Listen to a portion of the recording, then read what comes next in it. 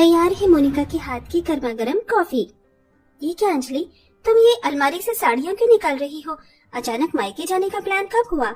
मेरे मायके जाने का प्लान नहीं हुआ है, मैं तो इन नई साड़ियों को छुपा रही हूँ। लेकिन क्यों?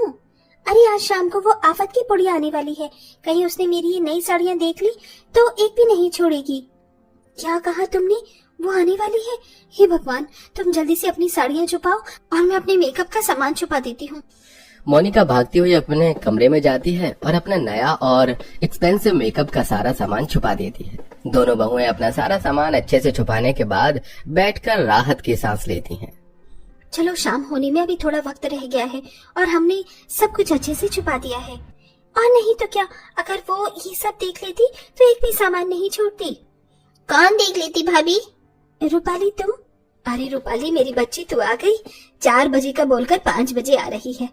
रूपाली की दोनों भाभी उसके लिए नाश्ता लेकर आती हैं, जिसे करने के बाद अब रूपाली एक एक करके अपनी भाभियों के कमरे में जाती है।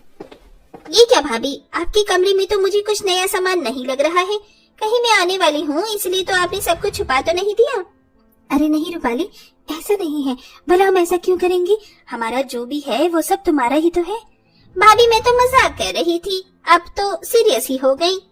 अपनी भाभियों के साथ रूपाली किचन में आ जाती है, जहाँ उसे न्यू प्रेशर कुकर मिलता है, जिसे देख रूपाली फौरन उसे कुकर को ले लेती है।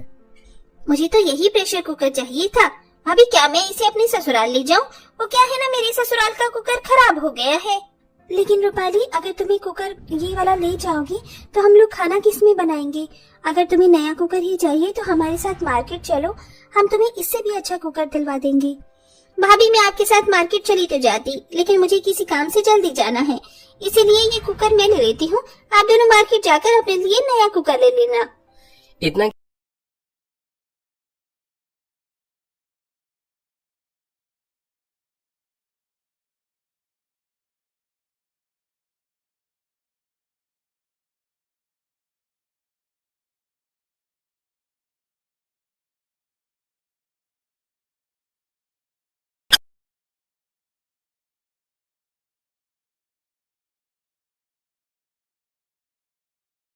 करने की भगवान से प्रार्थना करती।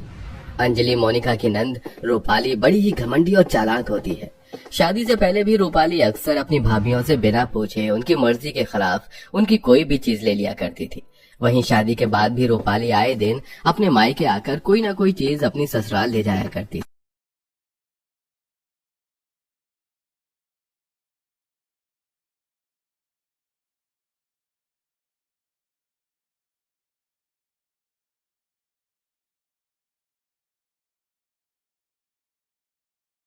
दोनों बहुएं मिलकर आज रात के खाने में काफी तरह के पकवान बनाती हैं कि तभी वहाँ उनकी सास सुनीता आ जाती है। अरे वाह, पनीर टिक्का, मलाई चाप, कटलेट, बिरयानी, आज तो बहुत कुछ बनाया तुम दोनों ने। मैं जल्दी से रूपाली को कॉल करके यहीं बुला लेती हूँ, आज हम सब लोग साथ में खाना खाएंगे। इतना कहकर सुनीता अपनी बेटी रूपाली को कॉल करने के लिए चली जाती है, जिसे देख हे भगवान, इतने अरमान से हमने इतना सारा पकवान बनाया था, लेकिन अब वो रूपाली की बच्ची इन सबको चट कर जाएगी और हमारे लिए जरा सा भी कुछ नहीं बचेगा। मोनिका की